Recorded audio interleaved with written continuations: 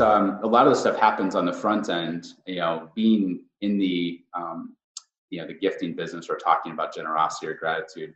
I think it's important for the people that are receiving it to realize that you walk your talk. I think there's a lot of people that, we were just talking about, like, they talk about they're all about disruption, and then their industry gets disrupted and they're pissed off, versus saying, hey, this is what I speak on. How about I apply what I've been preaching about for 50 years? And I think that, when we go to speak, like I look around the room, and one of the principles that we teach on is taking care of everybody, doing a 360 review and saying who's underappreciated in this situation. And oftentimes it's the event planner, it's the assistant, it's the people behind the scenes. And so oftentimes I'm sending out gifts to those people to walk what I talk, which is honoring the people that are behind the scenes that are pulling things off. Hello, and welcome to Words with Friends.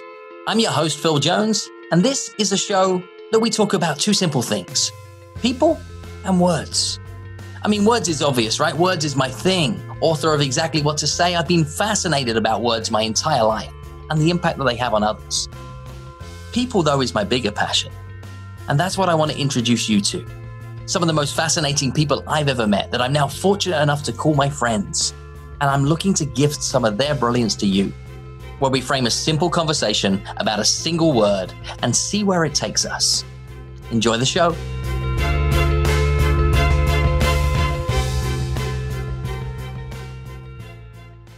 Hello and welcome to another episode of Words with Friends.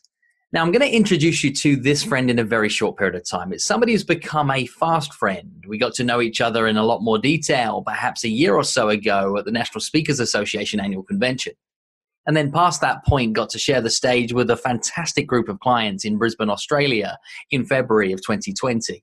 And really got to sit down and talk about a number of things that we shared opinions on, contrasted opinions on, and got huge value out of the conversation. I know I did. So when I introduce you to this young man today, I think you're going to be very, very enamored by the conversation. You're going to meet the owner or founder of the Ruhlin Group, author of Giftology, and just all-round splendid human being. So please meet Mr. John Ruhlin. Welcome to the show. Hey, thanks for having me, Phil. John, so great to have you here. And I'm in my little cabin right now. I don't know if you can hear it through the microphone, but can you hear the rain coming down on the roof? Can you catch that at all? Man, It's so cool. I wish you were here. And I feel like I'm in this intimate setting for anybody watching this on video back where like we have the lights flickering in the background, etc. I feel like we should be telling, I don't know, my ghost stories or something that way around as opposed to actually having a meaningful conversation. But hey.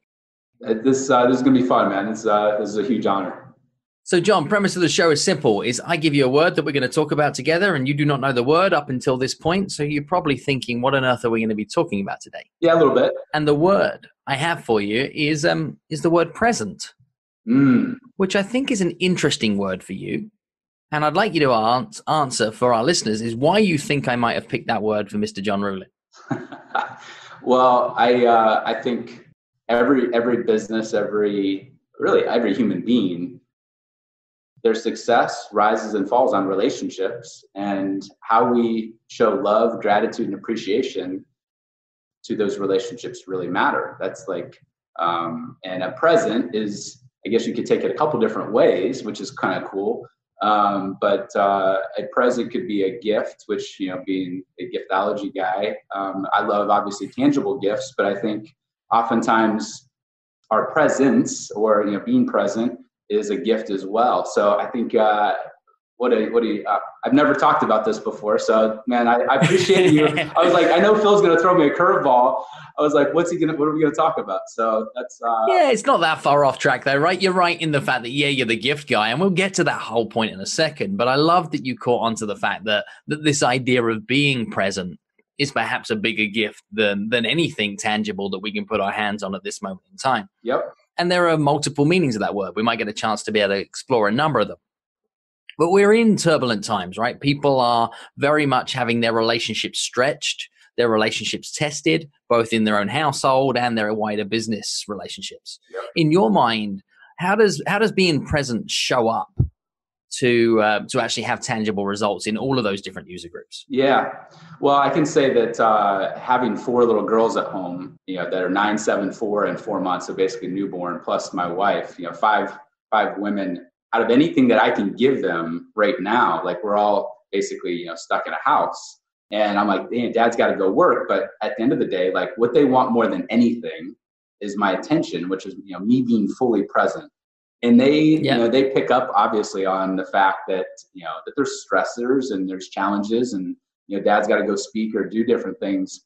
But out of anything, like the fact that I can like go grab lunch with them and be present with them without any phone or anything there is a huge gift. Really, at the end of the day, they want me to be there to look at their drawings or to engage them in conversation or whatever else. And the same with my wife. Like her love language is quality time.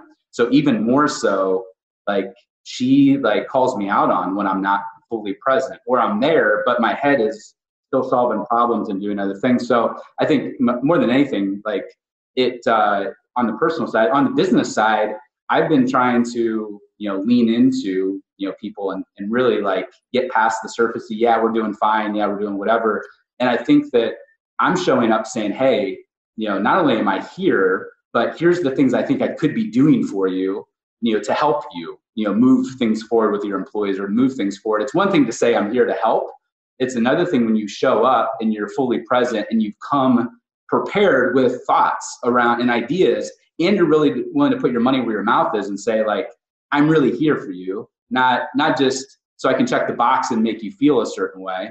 So I think that that's something that I've really, it's not just the ping text message to check in on somebody. It's how do I come prepared to a conversation with my currency or my tools or whatever I have to be able to offer. Any mistakes you've made during this period where you've caught yourself maybe not being present when you realized you should have been? Is there anything you've slipped into, even as a one-off or maybe a recurring thing that's cropped up through the last coming weeks? Yeah, well, I think that we've been doing Zoom with some different family members, and I have 5 siblings. I got my 4 brothers and my sister on a call, and their family and their kids. And I tend to lean into, I would say I'm a conspiracy theorist, but I definitely I start to think about things more 30,000 foot level and why is all this happening? And I found myself drifting off into something and bringing up conversation, that really wasn't positive, fun, engaging, family centric at all. And my wife looked over at me like, dude, where's your head at? Like, what, do you not realize there's like 6-year-olds on this call? And like instantly I had to pivot into a different conversation, but I was like, I'd let my mind wander onto fear and other things. And, growing up in a family with 6 kids, like I'm just able to talk with my brothers pretty openly, and we kind of banter and talk about things. That's how but it comes across not really that great to kids or people that are outside of our family. And so I would say that was one of the times where I was not fully present, and it came and it bit me. My wife afterwards, she's like, "You're such an idiot. Like, do you not have any like context to what you're talking about?" So Right. I'm definitely not immune to my mind going to places that shouldn't. And I think that's the thing, even as entrepreneurs too, right? Is that our minds are forever running at different thoughts. We're trying to solve bigger problems, or at least trying to get our handle on what a bigger problem could be, and trying to say, how do you stay one step ahead of it? And if you're anything like me, where you've been running on a treadmill for like a decade or longer in your life of trying to say, how do I stay ahead? How do I stay ahead? How do I stay ahead? And now you're being asked to stand still for a period of time. This part of your brain up here is still going, yeah, but how do I get ahead? How do I get ahead? How do I get ahead? So those conversations still need an outlet. Yeah.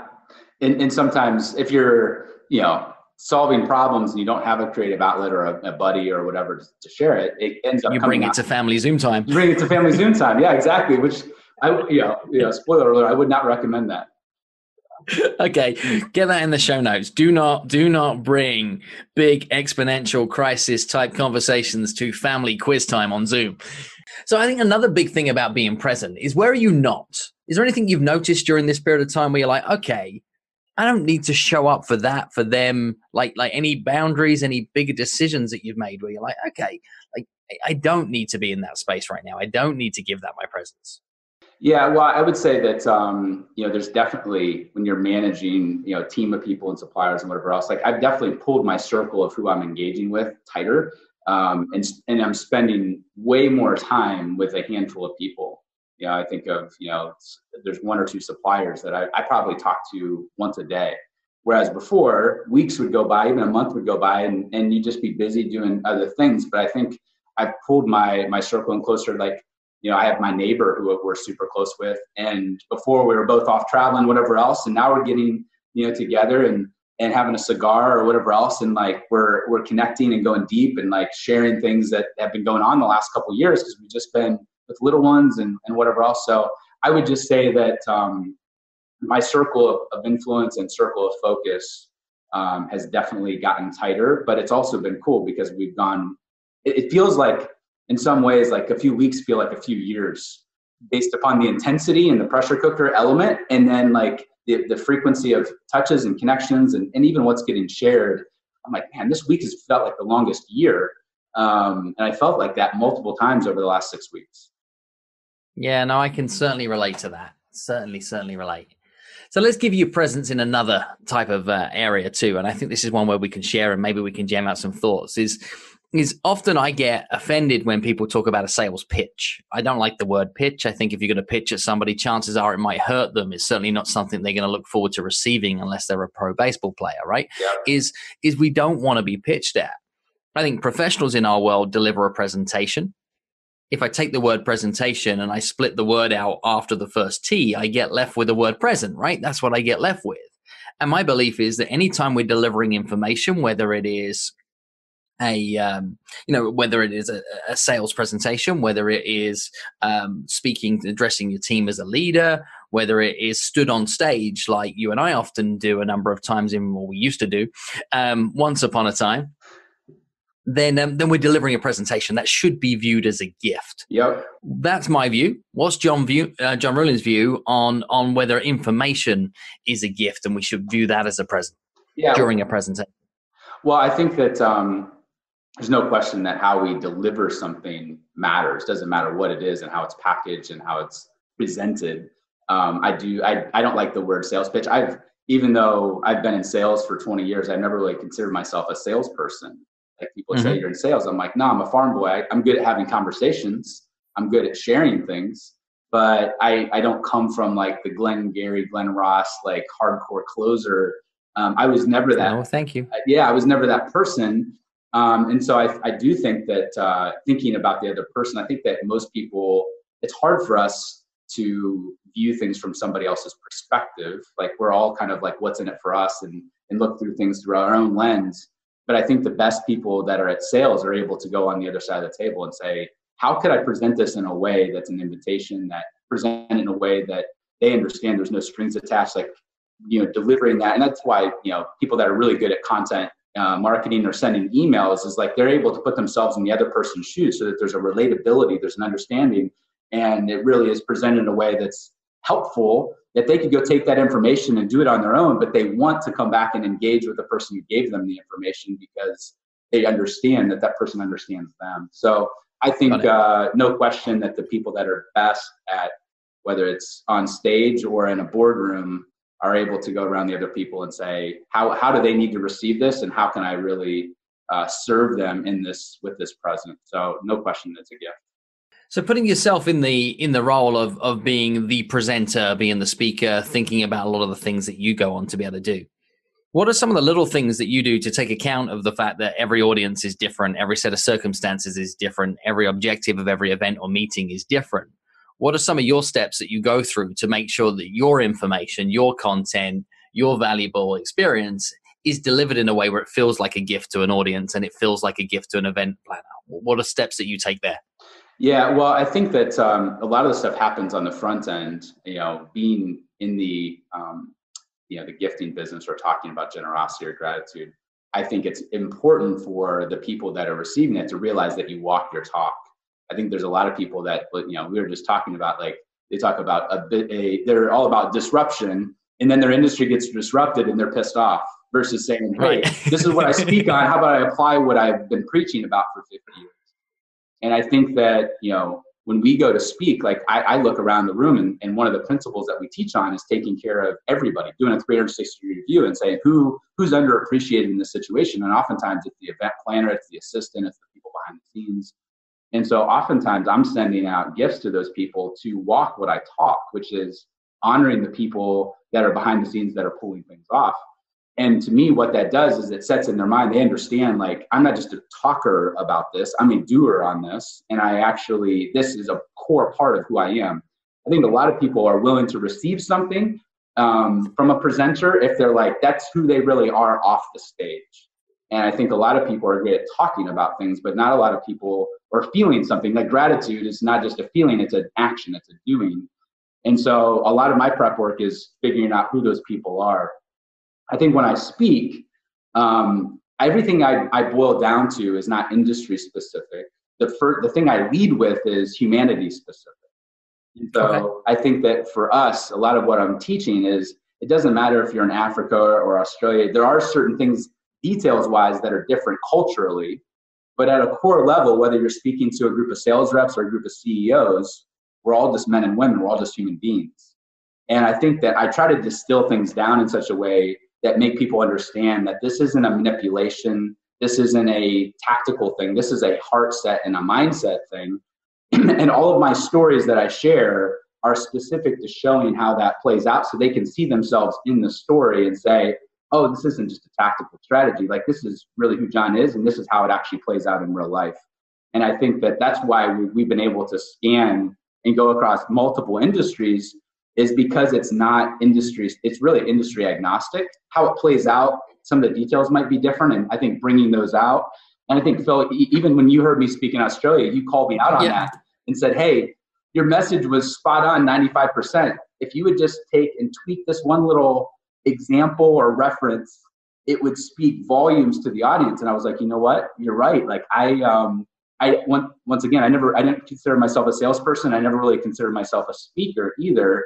And your question and tweak raised my game. I shared it with probably a dozen people because it was an area that sorry. No, it was, I said, I want your unvarnished opinion on my talk. And because I want to serve the audience better, I want to be even more relatable. I want people to not just feel something, I want them to go do something. And I think you called me out on it in a loving way. It wasn't mean. I was laced with love, and it was only with the possibility of better. And I gave you a choice, right? I said, here's an alternative choice that you could make. I think is how I packaged it. Yeah. No, I wanted it. I was honored that, dude, the amount of detail that you put into the feedback was a gift. Like, thank you. I've talked about it with my business partner. I've talked about it with our team. And, I try to be, it's one thing to say you're humble. Like, I try to literally put myself at other people's feet that I respect and say, hey, I know you're better at this than I am. And I know you're going to see this differently. Give me that feedback. That's a gift to me. Yeah, I think you're right to be able to jump on that too. If I'm considering my own professional career and how far I've come, without the gifts of other people pouring into my life on a regular basis, and with permission showing up and giving me some tools to improve, and giving me sometimes some tough love as well, is to keep me back in lane, or to remind me to be humble. And some of those things have been some of the biggest gifts in my life. So yeah, I echo your thoughts there. I've been on the receiving end of my fair share of what I maybe didn't even see as gifts at the time. But certainly when I look back, I'm like, dang, that was better than a Ferrari. Yeah.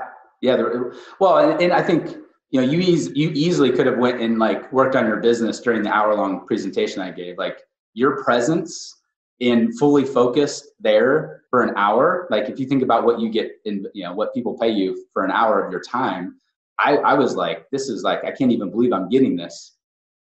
Well, there's two sides to that coin, John, as well, and we'll talk it out while we're on air. Is the other side of things is it's a gift to be in the audience. Is if you forget what it's like to be a consumer of your product or service, you start to lose the right to be able to lead how that thing should or shouldn't be done. So I think it's all like, if I'm to be a professional speaker, part of me being a professional speaker means I need to be a regular audience member. To understand and get the experience of what it's like to be in other people's audiences, to see and feel firsthand how certain things do or don't work well. Yep. Like that is me doing my job at the same time as being able to give some things back. So very little is one-sided or one-dimensional. I get a lot out of being there too. And I'd like to think that the rest of the audience got a ton out of being in your audience too, and seeing their behaviors following the facts. I'm pretty sure they did, given how they've leaned into it and some of the cool things Jason's done since, etc. So good on you. Yeah, thanks. Okay, let me get you into some comfortable space, right? We've talked about present as in like being present and presence. We've talked about present in the form of a presentation and some of the ways that shows out.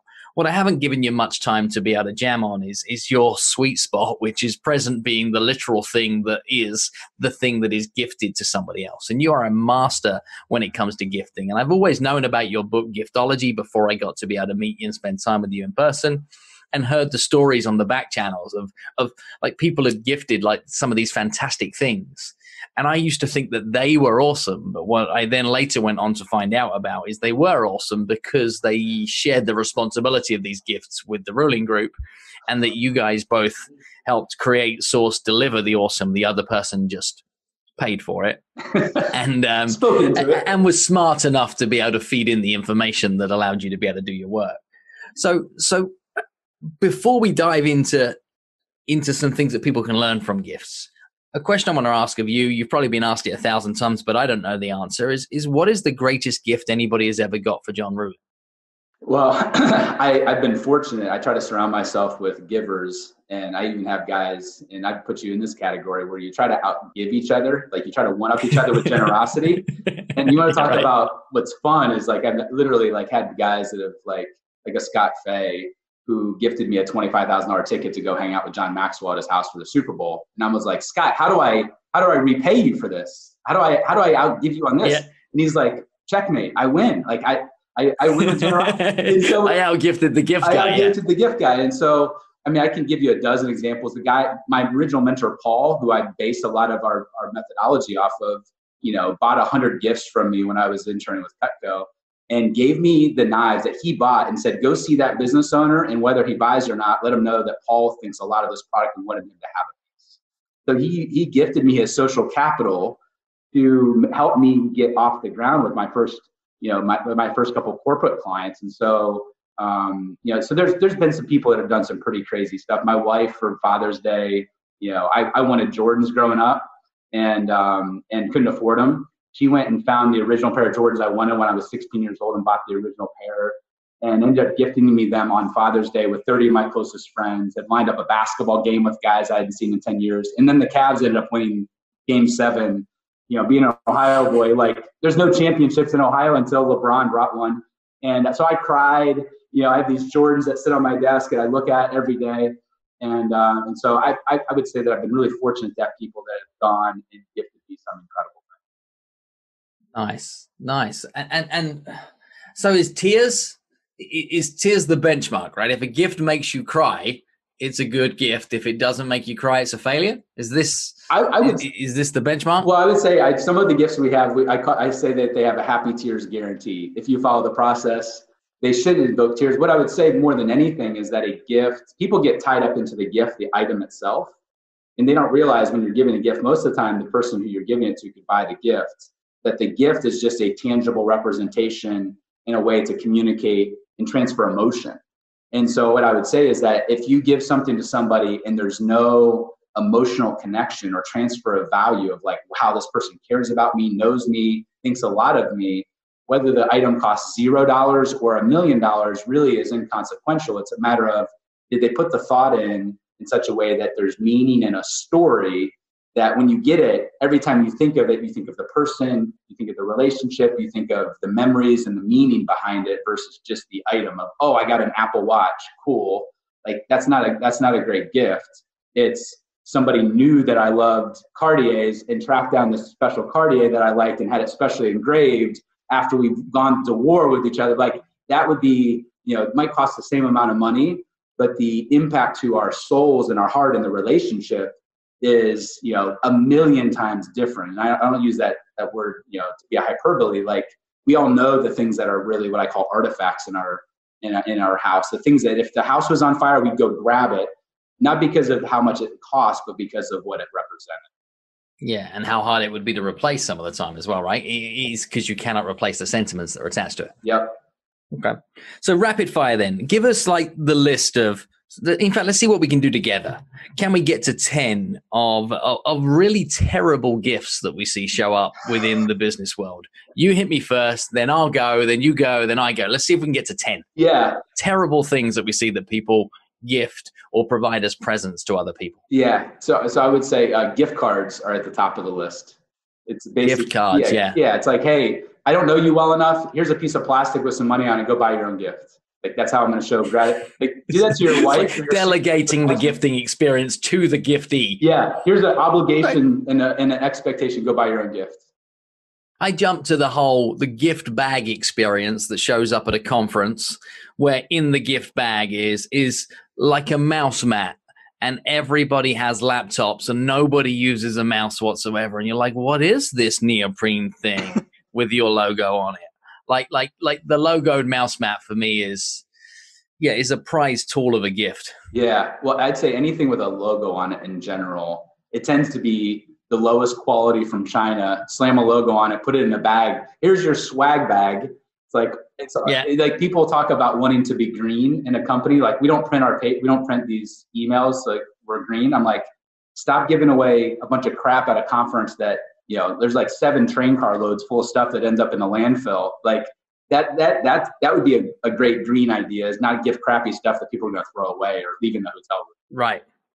Yeah, the whole logo thing, like, here's another bag. Like, you never had a bag before, but now you got a bag because you clearly needed a bag. You're like, oh, great. Thank you. Yeah. So re-gift. I've had some of those things as well where I've left them behind out of courtesy, traveling light, and then you get the hotel calling you afterwards. They're like, you left this thing. And I'm like, I know. I know I left it. It was on purpose. You have it. Yeah. They're like, I don't want it You're either. welcome. Yeah. Okay, so we got to 2 so far. We got logo things, we got gift cards. We've got to get to 10. What do you got next? I think in general, food, unless you really know somebody really well, people talk about in their marketing or relationship building, they talk about, they should be talking about cost per impression. You give food to somebody, it's gone in 5 minutes, but most of the time it ends up being like, rotten fruit, or it ends up being like, you send them, sugar or something and they're on like a keto diet.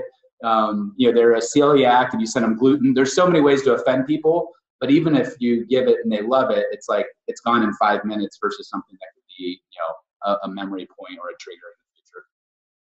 Yeah, I think we were jammed out on food a little when we were in Australia, right? And I told you about my kind of hampers that I've done a few times from Fortnum & Mason that have preserves and biscuits in them that people wouldn't normally have. And they're British biscuits, not biscuits from the South. And people have liked those, but in ways that, they've messaged me 4 months after it was arrived and be like, hey, I just tried that crazy preserve and I'd never had that before. I just tried this unusual tea that was on it. So it meets that it has some life to it, but you're talking also almost about fresh foods or foods that are more likely to be able to. Here's a ham. Here's a, and what I'd say is that every rule that we talk about, like there's an anomaly or a time that you can break it. Like, okay. So if you find something that's really unique and cool, or you can pair the preserves with a serving board or something that like, I think that there's ways to take the things that we're talking about and you can tweak it or amplify it, or just realize it might be a fun touch, but it might not be an artifact level gift. And when you're dealing with people that already have too much stuff as it is in Western culture, sending them more stuff that doesn't have meaning almost creates gifting guilt, because it ends up at Goodwill or some other place and they feel bad about it because they know you spent money on it. But at the end of the day, like, we don't need stuff cluttering our houses and offices. Yeah. Okay. I'm going to go 4 on the gifting thing is a random half trip. What I mean is, like, here's a gift for you. It's 7 days that you can stay in our place that is here, but then without any consideration to the fact that it isn't fitting for everybody's unique sets of circumstances, without any consideration of how on earth are they going to get there or what other things are then being involved, is a gift that carries a tail on it that says that you have to further follow the gift with cash to be able to get to appreciate the gift. And I've seen that a few times with that vacation thing. Well, I'd say, a present feels like a chore. Yeah. Or like I know that a lot of times, it's like, hey, we want to take you fly fishing or whatever else. And you're like, oh, I'd really love that. But you're taking them away from their family and their kids. Is it a gift, or is it like, now like you have to ask yourself, is it really a gift, or is it like something that you want to spend time with them? But is that really if all things being equal, would they choose that, or are they doing it out of expectation and obligation? I see that happen a lot in business settings where it's like, you got to go away, do this, do that. Like, it's cool, but it's not really what they want. It's not where they really want to be spending their time. They're not receiving it as a gift. They're receiving it as a pleasantish day at work. Yep. Okay. So we got to 4. We got to get to 10. What else we got? Bad gifts. So I would say any logoed apparel. Like, in my opinion, you give. So the logo transfers to apparel too. Like if I got a nice golf shirt that then becomes a nice golf shirt with a corporate logo on it, it's now no longer a nice golf shirt. No, it's basically, hey, I thought I love our $1 million relationship. Here's go be a billboard for me. Like that by its very nature. And most of the time, people, when they're doing apparel, it's like middle of the road. It's like, hey, here's a Cutter and Buck shirt. And it's like, how about you give me like a Lululemon, and don't put anything on it. Or if you anything, put my name or my logo or whatever else. Like, at the end of the day, a gift is only a gift if it's recipient focused. Otherwise, you get put into the promotional trinkets, promotional products category. And that's not a gift. That's giver focused. And most people do that. They give stuff they like, or they give stuff with their colors. And it's like, do I care about your colors, or do you care about your colors? Like, that's not really a gift. Right. Okay. What about some of these commemorative gifts? The you've been here 10 years, 20 years, etc. Here's a carriage clock or a gold watch, or these kind of internal trophies and mementos that reward length of time in service. I've seen some pretty ugly clocks. Yeah. For people that live in 2-bed apartments that don't have a fireplace or a mantle. I think a lot of those things, it's a catalog. First off, it's like, hey, you've been here for 10 years, which basically means 2,000 hours a year. So you've been here for 20,000 hours. Go pick out the clock that you could buy at Target or Walmart or wherever. And we're going to slam a cheesy brass plate on it to make it personal, with the logo on it on top of that. So you can stare at that ugly thing. So I think a lot of service awards, like I tell people all the time that are business owners, I'm like, why don't we celebrate people when they start versus when they leave? Why don't we show up why don't we send them a gift and their spouse a gift when they start with us to create, a welcoming feeling and a buzz? Why don't we do things for people in year one? Like, we pay to have all of our employees' houses cleaned. And people are like, man, that's a lot of money. And I'm like, you'll spend, nobody brags about their 401k. I'm like, why don't we make their life easier as they're getting to 10 years versus waiting to 10 years and here's your $100 piece of crap that it shows that we care. Like, it doesn't show anything. It actually is a tangible representation that you don't really know them and that you don't really value them, but you feel like you need to check the box. So it actually has a counterproductive impact potentially. It's like, I've worked here 10 years, spent 2,000 hours here for those 10 years consecutively, and then all I get is this lousy clock. Yeah. I think it's I think that's an old school mentality of, you stay here 50 years, you get the gold watch. To me, if you really want it to be a gift and not a carrot and stick method or some like cheesy, like, oh, loyalty, like loyalty is not sticking around. Loyalty is being actively passionate while you're there. And I think people have confused what loyalty is to like this old school, like, if I stick around, I'm loyal. And I'm like, if you're loyal to your kids, like, you're running through walls for them to get them into the best school or whatever else, like, you're actively in the process. And I think people think, oh, my clients are loyal. And I'm like, are they sending you referrals? Like, that's loyalty. If somebody's sending you referrals, that's loyalty. Not like if somebody sticks around because it's too painful to leave you as a provider, that's not loyalty. And so I think that, yeah, the tangible representations of those things, it's like people say, oh, you've been with us as a client for 5 years. I'm like, you care about that. Does the client care about that? Like, why is that anniversary important to them? It's not. How about you surprise and delight them on just some random day and say, hey, we really appreciate who you are and the partnership and was just thinking about you. Like, the timing of it is just as much the gift as it is anything else. Like, if you only do things for your spouse on Valentine's Day, her birthday, and Christmas, those are just like table stakes. It's when you go out of your way to say, hey, I was thinking of you on this random Tuesday because I value who you are. And I think that applies to employees as well. Like, hey, yeah, I love you. I appreciate you. So we've only got to 5 so far, John. What else is terrible? 6. Come on, give us 6. I would say anything that feels automated. And so the best example is people will send out things from Amazon and think they're doing a great thing. And to me, if something feels like it was one button click and out the door versus somebody takes the time to get something, and the big kicker around that is the handwritten note.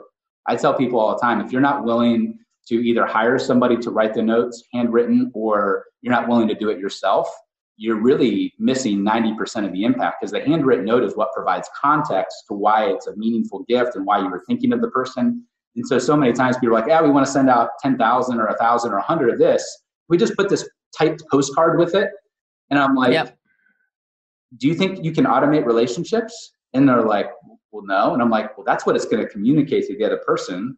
If you don't put a handwritten note with it, you're missing part of the recipe that makes it land and feel like one-to-one versus just a mass thing. And I definitely get that like 96% of the time. And the reason I struggle with it a touch is just one particular gift jumps front of my mind right now, where I was having a conversation with another speaker friend who, talking about some problems with tech in this crazy world that we're in right now, of like this light for this connector for that, this microphone adjustment for this and the other. And she just says, oh, there's this one thing and I can't remember what it's called. I'll send you the link for the thing, right? For something that might be useful. I'm like, okay, great. And then 48 hours later, it just shows up in the mail. It's like a $50, $60 thing, like not a big thing. But now I'm like, that person is a hero in my life because Absolutely. They thought something would be useful. And it was an Amazon thing, and it was without a handwritten note, etc. Yeah. But the thinking behind, okay, there's a problem I can remove for you here, something I think would be useful. I'm not going to make you buy it because I don't have certainty it would be useful for you, but I think it enough that I would like to gift it for you. Yep. Right. Like that felt good, and it goes against some of the rules. Yeah. That's the one-off. And what I would say is, more than anything, it was the thoughtfulness and the fact that it saved you the hassle and the time. You could buy your own $50 thing and would have been glad to, but it was the gift really was them doing the thinking for you. And that's very difficult to do. Like, I think there's two different buckets. There's proactive gifting and there's reactive gifting. And I would say that's a reactive, like, hey, I see a need, I'm going to fill that need and make it easy for that person. That doesn't scale very well. It's hand-to-hand combat. A lot of the gifting that we do is, hey, how do I take these 100 relationships, and I might not find out that they need that little, microphone, but how can I be proactive and love on my 100 employees, my 100 customers, my 20 suppliers, and be able to do that at scale, but also have it feel, deeply meaningful. And so I tell people you need to budget for both of them. Like when I did the crazy Brooks Brothers experience for Cameron, I could have never planned for that, but the opportunity presented itself. And so I took advantage of that opportunity, but I can't scale that very well. Like those are one-offs. So I call them the crazy one-off budget and bucket. 20% of your budget should be there. And then the other 80% is, how do I be proactive on those other things? So we got to 6. We still got some work to do here, right? Some work to go. I think it's on me, right? It's on me to get us to 7. Yeah. So misspelled personalized gifts. And I've had a few of these through the years where the engraving is off, or like Philip is with a double L in it, or we've had a couple also where corporates have tried to send gifts for our kids, and they may have asked my assistant for the names, and then misspelt the kid's name. Or worse, I have 2 daughters who are newborn twins right now, called Kensington and Violet. And there's been an assumption by a few people that Kensington is a boy. Now, Kensington is definitely a girl, I'm certain. I've been at bath time on a number of occasions. But when a gift goes wrong like that, where personalization is just messed up, you're like, why bother? Like, you just hurt this relationship. You didn't help. Yeah, well, I've had it even crazier. We've done some of the custom knife sets to prospects for like Fortune. Basically, they're going after like the wealthiest people in the Pacific Northwest. There's like 100 families. And the COO of a company I won't name reached back out and said, I'll probably start taking the meeting because the gifts were really awesome and thoughtful when you start engraving my new wife's name on the knives. And so it was the ex-wife's name on these pieces, and his new wife was pissed, like ferociously mad. Now, what I'll say is that when those sort of errors happen, most people duck and cover, and maybe they replace the item, maybe they whatever. Our whole philosophy is, when personalization is super important. It's one of our key principles. Like if you're going to send something, put their name on it, their spouse's name, their family name, their kids' names. Like, that's huge. So people will mess up. Sometimes things will get misengraved. I'm like, triple down and send something 3 times as nice when an error like that happens. Like, don't shy away from the error. I've had a number of YPO guys where this happened, and they reach back out and they're like, I'm glad you made the mistake. Like right. You actually made us feel seen and heard, and you didn't have to do that. Not only did you have to replace it, you like made it 3 times nicer. So I think that there's an opportunity to double down on that. Most people shy away from it and they're like, oh, it's going to cost a lot of money. But I definitely, like, somebody's name is powerful. You misspell it, like you better fix it and fix it right. Yeah. And to your guys' credit, as well as I've been on the receiving end of you doing that right as well, is I did a favor for a friend in the speaking world who wanted to then create a crazy gift to say thank you in the other direction for me, trusted the responsibility to the Ruhlin group. And I got the most amazing hand-carved wooden plaque version of a book cover of exactly what to say. It's one of my prized possessions that I now own. I think it's a fantastic gift from a speaker friend of ours, Ian Altman. And that arrived. I was blown away in the way it was presented, in the way it was wrapped, and the handwritten note, all the formula. Was like, dang, this is good. Got pride of place, hung it in my office, loving on it 2, 3, 4, 5 days into it, 2, 3, 4, 5 weeks into it. I'm like, this is awesome.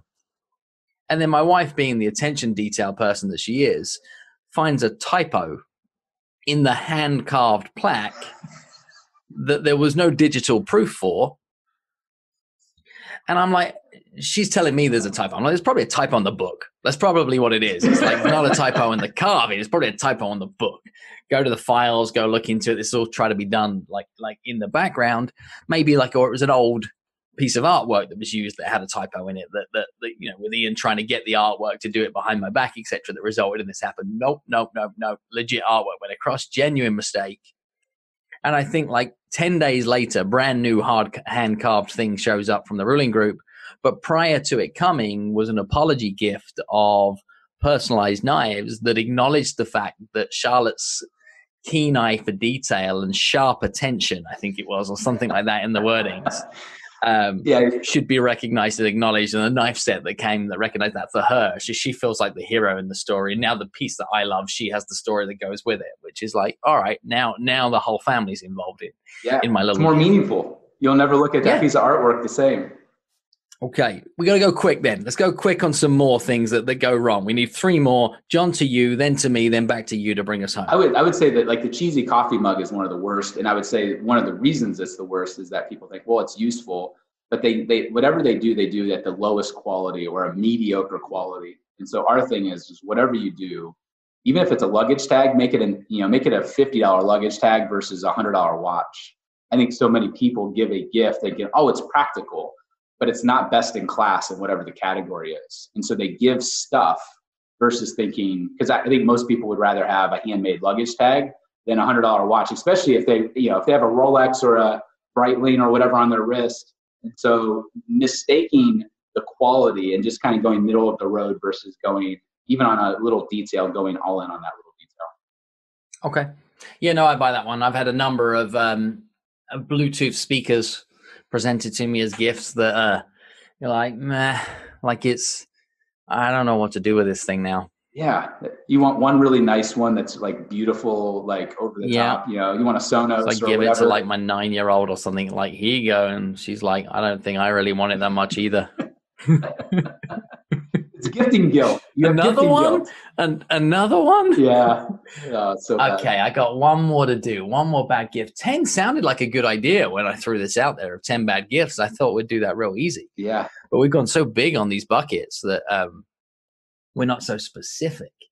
Gifts that don't meet the other person's infrastructure. So like, here's the latest Microsoft laptop, and they have an entire Apple infrastructure going on in their world, or like, I mean, like these big electrical gifts that have no consideration to the other person's world. So, here's a 52-inch plasma TV, and you're like, I got one. What do I do with another one? Yeah, other than feel bad and regift it. Yeah. It is that one. So bring us home. Big mistake. 10th final big mistake on a gifting thing. Well, I think it ties to the original one that I talked about, which there's anomalies for this. but in general, we don't recommend alcohol as a gift. One is you can send me alcohol. Yeah, I know. Well, I know I can send you alcohol, but it goes back to it's consumed and forgotten about. But there's a lot of people that either are not drinking or they don't realize they have an addiction or their parents were alcoholics. So if you know the person and it's a one-on-one gift and you know they really love a certain kind of bourbon, then go all in and get it. But in general, most people, they love wine, and so they send everybody this fancy, expensive wine. Meanwhile, a third of the people rather have white, and you send them red, and you send them this, and they prefer that. And so I think more than anything is not understanding your audience of who you're really gifting to, and understanding that most people will never give you negative feedback. People will always be polite and say thank you, even if they hated the gift, even if they regifted it, even if they were offended, because it feels weird to say, I actually thought less of you as a person when I got your gift. That just seems mean. But oftentimes that's the mental trigger if you're not putting yourself in the other person's shoes and saying, what would they really appreciate? Okay. I got 3 big questions for you. Yeah. 2 of the ones I ask everybody in the seasons of Words with Friends, but the one prior to that is this, so why is giving presents a good idea? Well, I would say that in business, there's a lot of noise. People are moving very quickly. There's a lot of just, distraction. And people, whether it's employees, clients, suppliers, businesses rise and fall in relationship. And most people are starved and craving appreciation. And I think that most people think they're a 7 when it comes to gifting and giving presents, but really they're a -3. And so it's one of the few areas out there that, you have Facebook ads and conferences and all this other stuff. This is one of the few things I think that's left to show, like, from one human to another human, hey, I see you, I value you, you matter. And the beauty of it is if you do it well, that there's a ripple effect, not just for days, but decades into the future, that every time they see that item, because we're human beings, we're visual, when we see that, subconsciously there's a trigger to say, that person gets me, they know me, they have my back, like they're somebody that I can trust. And that top of mind element, like we all want to get referred, we all want to be brought up in conversations. And it's one of those things that trigger to be able to keep you top of mind with that relationship and really deepen it. So to me, that's, at the end of the day, it's not about the gift. It's about the deepening of the relationship. It's about the emotion. And that's why it's so powerful. I've seen it. I see your stories in your keynote. I think everybody should plug into at least your book, Giftology, to be able to get an understanding of the principles and the pillars that exist around great gift giving and why that can have such solid ROI over a variety of other different marketing tactics. And I think in times of crisis, when relationships are probably more stretched than they ever have been before, they're more tested than they ever have been before, where CFOs are coming down on people who have perhaps more of the upfront and close relationships that exist on buyer to supplier and employee to leader more than ever, is anything that can be done to strengthen and enhance a relationship in tough times is a good idea, providing it's done with the integrity piece that John has showcased in the examples of everything we've talked about up until right now. So penultimate question, what is your favorite word and why? What's my favorite word? I would say that the word we built our entire business on is generosity. I think the book Giftology almost was called Radical Generosity until I realized like people may not understand the context and think it's a charity book or about whatever. But at a core level, I think being generous and showing generosity, not just in business, but in personal relationships, like that's where relationships thrive when both people are leaning into and giving. And so it's not just a tactic or a book or whatever. To me, it's a heart set and a mindset. And it's how I want to show up. It's how I'm teaching my girls how to show up in relationships. And to me, it's one of the most powerful words in the world. Love it. And everything I know about you, you live it very, very well in terms of how you treat the people around you, how you show up to the relationships that matter. I've seen literally countless examples of you delivering on that promise. And I think that's one of the greatest attributes of any entrepreneur or business leader is to be what you preach. And in yourself, there are huge levels of congruence. So hats off and bravo to you for that one. And final question, is there a word given that the show is about words, that you've been finding yourself using more often than not, or perhaps with increased levels of frequency during this current time that wasn't a regular feature in your vocabulary prior to COVID-19 panic, crazy pandemic period? I would say that it's almost getting annoying, but the word pivot is for sure the word that, so I started to use the word shift or other things because I'm getting tired of the word. I hate it. Pivot. I hate it. I keep hearing it all the time. And I feel like if you're going to pivot, you might jar your neck or something, or it's gonna hurt. It's like, I just picture a figure skater or something that's really quite like aggressively turning. Yeah. So I'm with you. I found myself using it and not liking how it sounds. No, it's an overuse. It's like any other word. It gets, in this time, that's all anybody wants to talk about, or crisis, leadership in crisis. There's certain words I don't want to, I got to start changing the word change as well. I keep talking about in times of change all the time. I got to stop that one. Uncertain. So, yeah. There's almost every car commercial. It's in these uncertain times, in these they just bought the pandemic ad script book and they all just ran the same play, I think. Over and over and over again. It's oh gosh, it's annoying, but that would be the word.